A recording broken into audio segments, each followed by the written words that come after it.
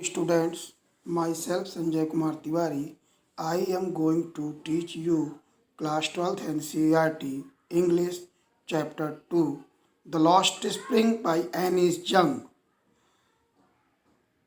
This story is divided into two parts.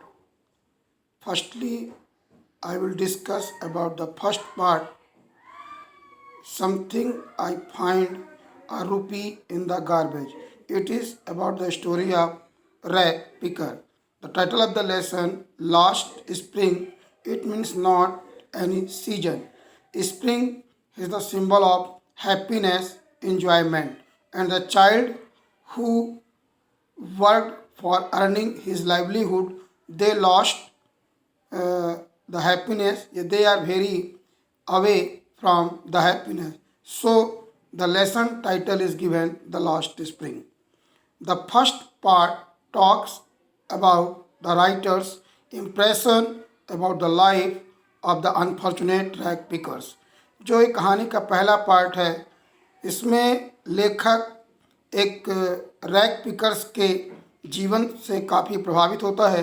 The rag pickers rag picker means कबाड़ बिनने वाले. The rag pickers migrate from Dhaka and find a settlement in Seemapuri. Delhi से लगा हुआ एक छोटा सा क्षेत्र है सीमापुरी, जहाँ पर ये migrate means the people who come from another city और अनदर स्टेट. तो ये ढाका से आकर के यहाँ पर सेटल रहते हुए हैं. They end up losing their field and homes due to storm. तूफान में उन्होंने अपना घर और खेत बाड़ी सब कुछ खो दिया है.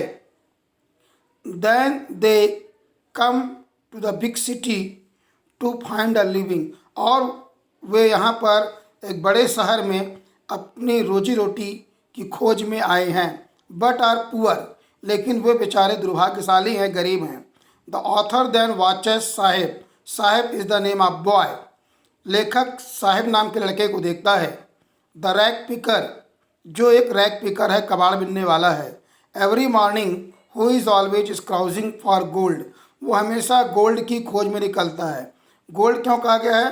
क्योंकि उस कबाड़ को बिनते हैं, कबाड़ को कलेक्ट करते हैं और बेच करके उससे पैसा पाते हैं. लिखा ना, इन हर नेबरहुड गार्बेज, अपने आसपास के इलाकों से. इस garbage is actually the means of survival for the elders and it's something red in wonder for the children. इसके द्वारा अपने बुजुर्गों के लिए रोजी रोटी का व्यवस्था करते हैं, भोजन की व्यवस्था करते हैं. और कभी कभी इस काम में ही उनको कभी कभी कुछ अद्भुत चीज़ें मिल जाती हैं. जैसे some time the children find a coin or two. कभी कभी उन ढेर में 1 या 2 रुपए के सिक्के मिल जाते हैं. Even though these kids have desires and ambition. अद्यप इन बच्चों की भी अपनी महत्वाकांक्षा है, अपनी इच्छाएं हैं. But they are no clear about it how to achieve them. लेकिन उनके इसके बारे में कोई भी आइडिया नहीं है कि वो किस तरह से इन्हें अचीव करें. There are many things that are unreachable to them. बहुत सी चीज़ें हैं जो उनके पहुंच से बाहर है. फॉर इंस्टेंस, उदाहरण के लिए, शूज़, जूते, टेनिस, खेलने की चीज़ें, एंड सिमिलर स्टफ, और अन्य चीज़ें. लेटर ऑन, बाद में जो है, Saheb starts working at a tea stall. अब वह चाय की दुकान में काम करना चालू कर देता है. वेयर ही अर्न्स 800 रुपीज़, जहाँ उसे 800 रुपये मिलते हैं. And also gets to eat all the meal, और खाने के लिए भोजन. But the job takes away his freedom. लेकिन उसको काम तो मिल गया, लेकिन इस काम के बोझ में उसकी आज़ादी खो जाती है. Now second part of the story, I want to drive a car. In this story, a poor boy want to become a mechanic. So he said, I want to drive a car. The second part is about a little life of Mukesh. यह part एक मुकेश नाम के बालक के बारे में है. Who comes from the family of bangle maker. जो एक बैंगल मेकर, चूड़ी बनाने वालों की फैमिली से बिलोंग करता है. Firozabad is quite popular for its glass blowing industry. आप सभी जानते हैं कि जो फिरोजाबाद है वो कांच के काम के लिए जाना जाता है।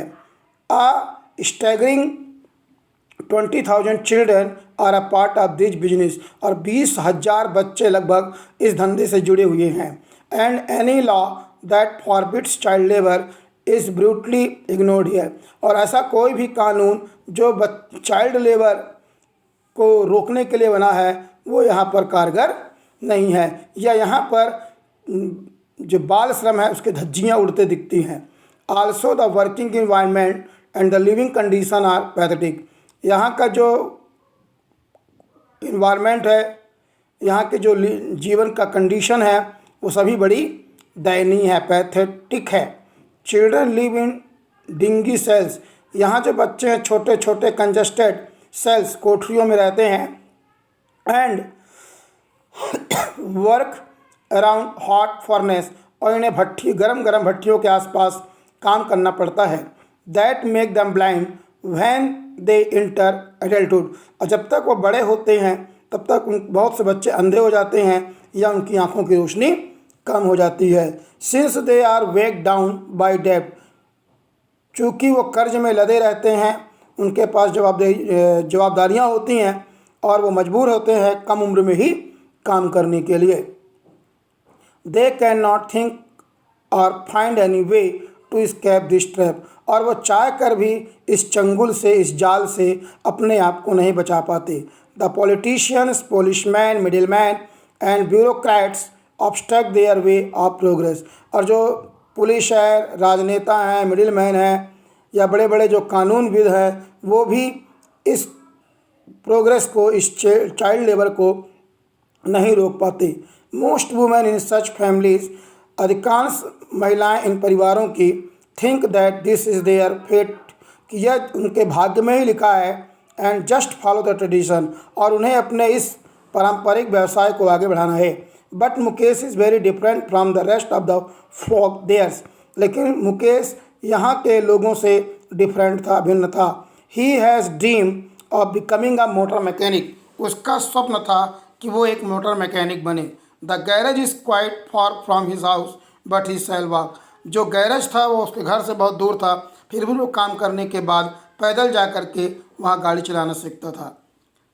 कहने का तात्पर्य कि जो दोनों पार्ट आपको यहाँ बताए गए हैं, आजकल आप देखते हैं कि चाइल्ड लेबर, बच्चों से श्रम न कराया जाए, ये न करें, वैसा न करें, लेकिन यहाँ बताया गया है कि दोनों ही कहानियों में कि कानून तो बने हुए हैं, लेकिन लोग अपने रोजी रोटी के चक्कर में इस क्षेत्र में झुकते हैं और लोग उसका फ़ायदा उठाते हैं।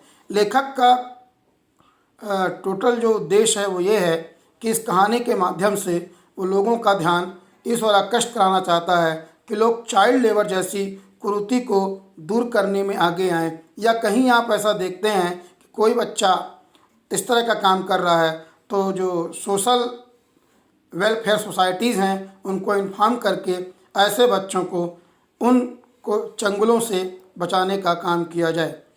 धन्यवाद।